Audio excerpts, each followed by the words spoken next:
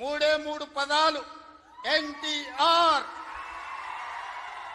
ఈ 3 అక్షరాలు నీతి, నిజాయితీ, నిబద్ధత, ఉక్కు సంకల్పం కలిగిన నాయకుడు ఎవరైనా ఉన్నారు ఈ దేశంలో అంటే తెలుగు జాతి గర్వించదగ్గ బిడ్డ ఎన్టీఆర్.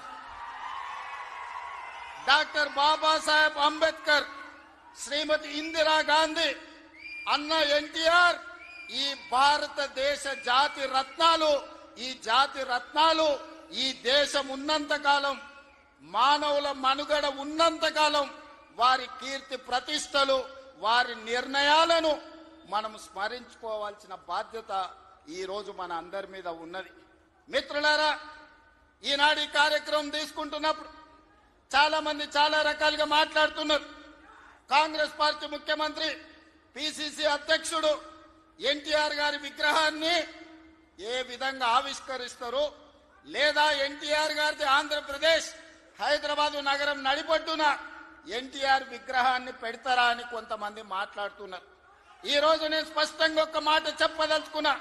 కులాలకు, మతాలకు, ప్రాంతాలకు, భాషలకు అతీతంగా ఈ దేశం గర్వించదగ్గ నాయకుడు ఎన్టీఆర్. ఆ ఎన్టీఆర్ స్ఫూర్తి హైదరాబాద్ నగరం నడిపొట్టున వారి స్ఫూర్తితో పరిపాలన అందిస్తున్న మా ప్రభుత్వం అమీర్పేట్ చౌరస్తాలో మైత్రి వనంలో ఈ దారిలో వెళ్లే ప్రతి వాడికి ఒక స్ఫూర్తిని నింపడానికే ఈ రోజు వారి విగ్రహాన్ని ఇక్కడ మేము ఆవిష్కరించుకున్నాం. ఇది విగ్రహం కాదు, ఇది ఒక స్ఫూర్తి, ఇది ఒక గొప్ప అనుభూతి. ఒక ముఖ్యమంత్రిగా ఎన్టీఆర్ విగ్రహాన్ని ఆవిష్కరించడం అంటే నాకు జీవిత కాలం గుర్తుండిపోయే ఒక మధుర సంఘటన. ఎవరు ఏమనుకున్నా, ఎవరు ఎలాంటి విమర్శలు చేసినా నేను జడవదలుచుకోలేదు. నేను చెప్పదలుచుకున్నా, ఆనాడు శ్రీమతి ఇందిరాగాంధీ గారు ఈ తెలంగాణ ప్రాంతం నుంచి ఒక పివి నరసింహారావు గారిని, ఒక మర్రి చెన్నారెడ్డి గారిని, ఒక పి శివశంకర్ గారిని, ఒక వెంకటస్వామి లాంటి నాయకులను అందిస్తే ఈ తెలంగాణ ప్రాంతానికి అన్న ఎన్టీ రామారావు గారు ఓ మండవ, ఓ తుమ్మల నాయకత్వాన్ని తెలంగాణకు అందించిండు. ఓ మాధవరెడ్డి, ఓ జానారెడ్డి నాయకత్వాన్ని అందించిండు. ఓ దేవేందర్ గౌడ్ నాయకత్వాన్ని అందించిండు. ఓ కడియం సిఆరి, ఒక మోత్కుపల్లి నరసింహుల లాంటి నాయకులను ఈ తెలంగాణకు అందించండు. అంతెందుకయ్యా, ఈనాడు ఉపన్యాసాలు ఇస్తున్న బీఆర్ఎస్ నాయకుడు కల్వకుంట్ల చంద్రశేఖర్ రావుకి రాజకీయ భిక్ష పెట్టింది ఎవరు? అన్న లేకుంటేనే మీరు నాయకులు అయ్యిండ్రా? అన్న నీడను బతికిన మీరు అన్నగారి గురించి తక్కువ చేసి మాట్లాడు మీకు మంచిదా? వారే కాదు, వారి పేరు పెట్టుకున్న వాళ్ళు కూడా ఈరోజు నాయకులుగా చలామణి అవుతున్నారు. ఆయన ప్రోత్సాహం ఇచ్చి, ఆయన భుజము తట్టి, ఆయన అవకాశం ఇచ్చిన ఓ తుమ్మల, ఓ మండల, ఓ మండవ, ఓ జానా, ఓ మాధవరెడ్డి, ఓ దేవేందర్ గౌడ్, ఓ కడియం సిఆరి, ఓ మోత్కుపల్లి నరసింహులే కాదు, తెలంగాణలో నాయకత్వాన్ని వహిస్తున్న కల్వకుంట్ల చంద్రశేఖరరావును కూడా ఎన్టీ రామారావు గారికి గుర్తించే రాజకీయ అవకాశాలు కల్పించిన సంగతి ఎవరు మరవద్దు. ఇది చరిత్ర. ఇంకొంతమంది ఆయన పేరు మీదనే చలామణి అవుతున్నారు. కొంతమంది నకిలీలు ఎప్పుడు ఉంటారు. వాళ్ళ ఆలోచనలు ఎట్లుంటాయో కూడా మనం చూస్తున్నాం. అందుకే ఇవాళ మిత్రులారా, ఆనాడు ఈనాడు మేము అందిస్తున్న ఇందిరమ్మ ఇల్లు కావచ్చు, ఆనాడు ఎన్టీఆర్ గారు మొదలుపెట్టిన పక్కా ఇళ్ల పథకమే ఈనాడు ఇందిరమ్మ ఇళ్ల పథకం అని నేను ఈరోజు గర్వంగా చెప్పదలుచుకున్నా. ఈనాడు 3,24,00,000 మంది సన్న బియ్యం ప్రతి పేదవాడు, దళిత వాడల్లో అన్నం తింటున్నాడంటే, సంటి పిల్లలకు బుక్కెడు పువ్వ తినిపిస్తున్నారంటే ఆ స్ఫూర్తి వెనకాల అన్న 2 రూపాయల కిలో బియ్యం పథకం ఉన్నదని నేను ఈరోజు చెప్పదలుచుకున్నా. ఇవాళ మేము ఇందిరమ్మ చీరలు ఇస్తున్నాం ఆడబిడ్డలకు. పండుగ పూట నాడు పెట్టే మేము చీర సారెగా భావించి ఈనాడు పాలపిట్టల లెక్క ఈరోజు మా ఆడబిడ్డలు చీర కట్టుకుంటున్నారు. దీనికి స్ఫూర్తి ఆనాడు ఎన్టీఆర్ జనతా వస్త్రాలు పేదవాళ్లకు అందించి కూడు గుడ్డ నీడ అని ఎన్టీఆర్ ఏదైతే ఆలోచన చేసిండో ఆ స్ఫూర్తి ఈనాడు మా ప్రభుత్వంలో అమలు చేస్తున్న సంక్షేమ పథకాలలో కనిపిస్తుంది. మీరు ఒక్కసారి ఆలోచన చేయండి. ఈనాడు వైఎస్ఆర్ ప్రకటించిన ఉచిత కరెంటు కావచ్చు, ఈనాడు రైతులకు మేము అందిస్తున్న 24 గంటల ఉచిత కరెంటు, దీనికి స్ఫూర్తి ఆనాడు అన్న ఎన్టీఆర్ 50 రూపాయలకే హార్స్ పవర్ అని రైతాంగాన్ని ఆదుకోవడానికి వారు అందించిన విద్యుత్తే, వారు అందించిన శక్తే ఈనాడు ఉచిత విద్యుత్తు అని నేను చెప్పదలుచుకున్నా. ఇవాళ మిత్రులారా, ఆనాడు ఎస్సీల కోసం, ఎస్టీల కోసం, మైనారిటీల కోసం అమ్మ ఇందిరమ్మ పాటుపడితే బలహీన వర్గాల కోసం అన్న ఎన్టీఆర్ పాటుపడ్డాడు. ఇవాళ బలహీన వర్గాలు, పాలితులుగా ఉన్న బలహీన వర్గాలు ఈరోజు పాలకులుగా మారినరు అని అంటే అన్నగారి యొక్క ఆశీర్వాదం తెలంగాణ సమాజానికి అందబట్టే పాలితులుగా ఉన్న బలహీన వర్గాలు ఈరోజు పాలకులుగా మారినరు. ఒకనాడు గ్రామాలలో పటేలు పట్వారి వ్యవస్థ ఎంత బలంగా ఉండేనో, వాళ్ళ చేతుల్లో తెలంగాణ నలిగిపోతుంటే ఎన్టీ రామారావు గారు పటేల్ పట్వారి వ్యవస్థను రద్దు చేసి పేదలకు విముక్తి కలిగించిన చరిత్ర ఈ ప్రాంతంలో ఉన్నది. ఆనాడు ఇందిరాగాంధీ గారు సాయుధ రైతాంగ పోరాటాన్ని స్ఫూర్తిగా తీసుకొని దళితులకు, గిరిజనులకు, ఆదివాసీలకు భూ పంపకాలు చేపట్టి అసైన్మెంట్ పట్టాలు ఇచ్చి గ్రామాలలో ఉన్న పేదలకు ఆత్మ గౌరవాన్ని ఇందిరాగాంధీ గారు అందిస్తే పటేలు పట్వారి వ్యవస్థను రద్దు చేసి బలహీన వర్గాల ఆత్మగౌరవంతో బతికే అవకాశం ఎన్టీ రామారావు గారు కల్పించారు. మిత్రులారా, ఇవాళ ఎక్కడైనా చూడండి మా ప్రభుత్వం అమలు చేస్తున్న సంక్షేమం, మా ప్రభుత్వం అమలు పరుస్తున్న అభివృద్ధి ఇందిరాగాంధీ గారో ఎన్టీఆర్ గారో వారి స్ఫూర్తి కనిపిస్తుంది.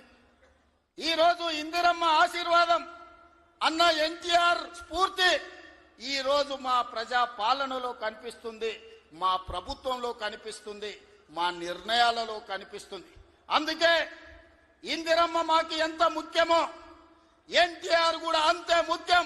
ఇందిరమ్మ ఒక తరం అయితే ఎన్టీఆర్ ఒక శకం. వాళ్ళిద్దరి కలయికనే ఈనాటి ప్రజాపాలన.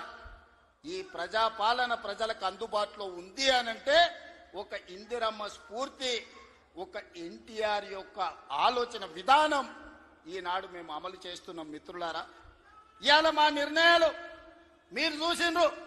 ఆడబిడ్డలకు ఆర్టీసీలో ఉచిత బస్సు కావచ్చు, ఆడబిడ్డలకి ఈరోజు అదానీ అంబానీలతో పోటీ పడి సోలార్ పవర్ విద్యుత్ ఉత్పత్తి కావచ్చు, ఆర్టీసీలో ఉచిత ప్రయాణమే కాదు, ఆర్టీసీ 1000 బస్సులు ఆడబిడ్డలను యజమానులను చేసి ఈ రోజు వాళ్ళని వ్యాపారాలలో రాణించే విధంగా చేసినాం.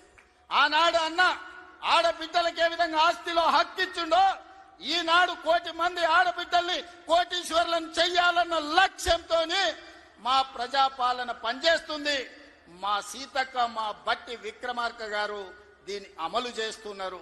ఇవాళ మేము గర్వంగా చెప్పదలుచుకున్నాం, అన్నగారు అదే విధంగా ఇందిరమ్మ స్ఫూర్తితో 1 కోటి మంది ఆడబిడ్డల్ని ఇవాళ కోటీశ్వరులను చెయ్యాలి అని మా ప్రభుత్వం ప్రయత్నం చేస్తుంది. అందుకే మిత్రులారా, ఇవాళ మా ప్రభుత్వం రైతు రుణమాఫీ కావచ్చు, రైతు భరోసా కావచ్చు, రైతులకు ఉచిత కరెంటు కావచ్చు, రైతు రుణమాఫీ 21,000 కోట్ల రూపాయల రద్దు చేసిన విషయం కావచ్చు, ఇవన్నీ రైతుల కోసం మేము అమలు చేస్తున్న సంక్షేమ పథకాలు. ఇవాళ రైతులు పండించిన సన్న వడ్లు 500 రూపాయల బోనస్ ఇచ్చి ఈనాడు మేము కొనుగోలు చేస్తున్నామంటే రైతును రాజును చెయ్యడమే లక్ష్యంగా, వ్యవసాయాన్ని పండుగ చేయడమే లక్ష్యంగా ఈరోజు మేము పనిచేస్తున్నాం.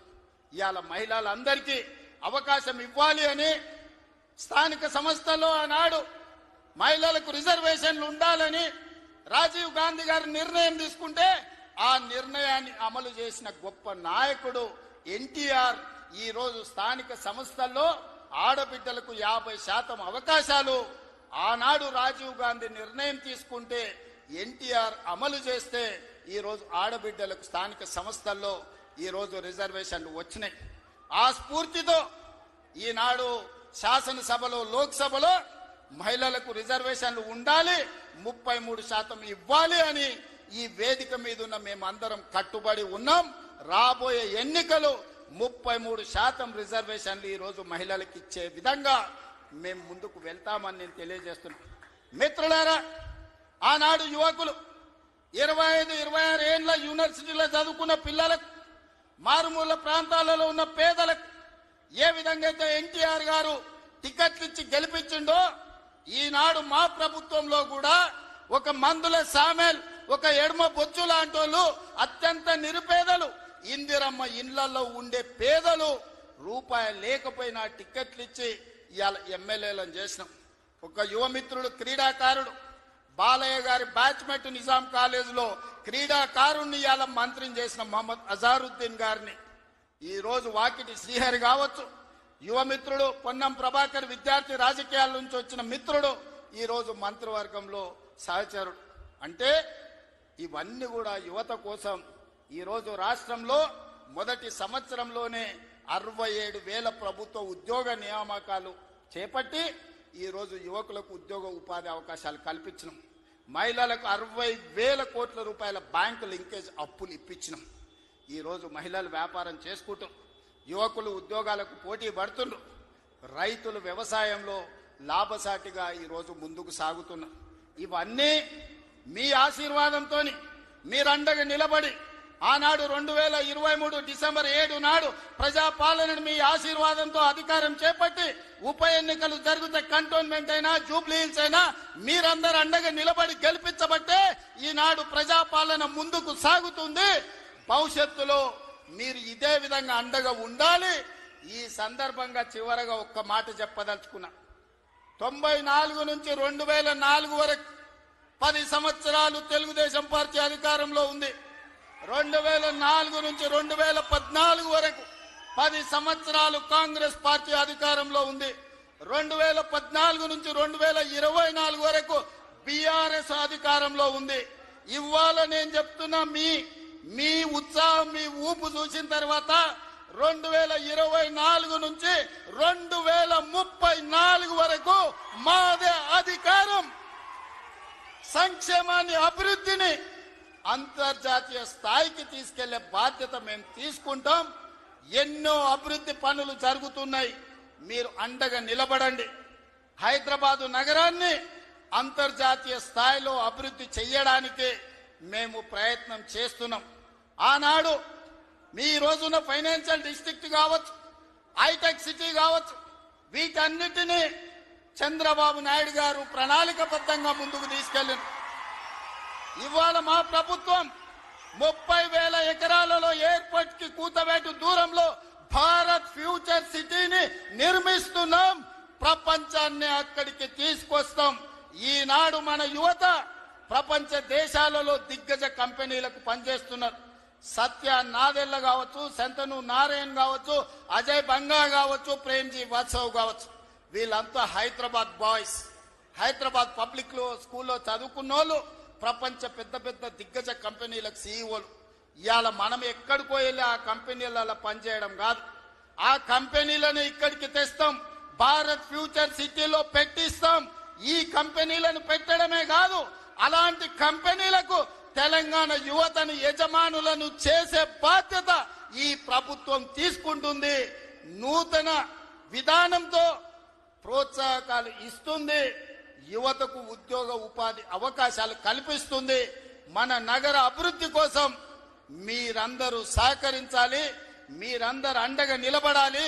ఇంత గొప్ప కార్యక్రమాన్ని ఏర్పాటు చేసి ఈ కార్యక్రమాన్ని ఒక స్ఫూర్తిని నింపే విధంగా, ఒక ఇందిరమ్మను, ఒక అన్న ఎన్టీఆర్ ను స్మరించుకునే వేదికగా మార్చినందుకు మీ అందరికీ మనస్ఫూర్తిగా ధన్యవాదాలు, కృతజ్ఞతలు తెలియజేస్తూ మీ అందరి దగ్గర సెలవు తీసుకుంటున్న మిత్రులారా.